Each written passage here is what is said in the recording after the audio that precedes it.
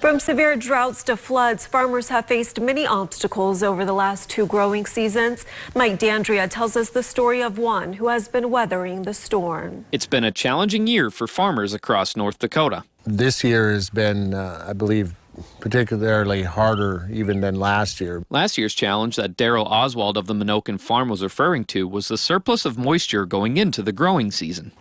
Both growing seasons have been particularly difficult, and but a lot of that's got to depend on where you're at. A surplus of moisture sounds great until you consider certain issues that can arise. You've got troubles getting into fields and things like that, and spraying timeliness and disease issues to consider when you have obviously too much moisture. We haven't quite found that middle ground yet, as some areas received flash floods last week, while others are still waiting for some relief. You can pretty much take Williston, for example. They pretty much wiped out their deficit in a day. These floods are hurting farmers already struggling with severe drought conditions. With huge amounts of moisture and things like that, you get a lot of moving water in certain areas, and that's exactly what happens. It can just take the plant and or if it hasn't germinated yet, the seed, and just totally relocate it.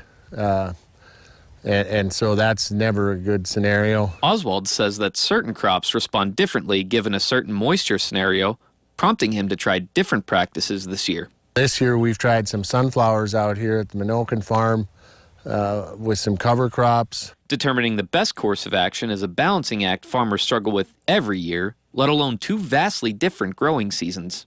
In agriculture, we're always trying to find the right amount scenario, and that's kind of what we always shoot for. But Mother Nature has her own designs, and so that's somewhat difficult to achieve most years. Heading into this summer, climate models are hinting at the dry pattern continuing.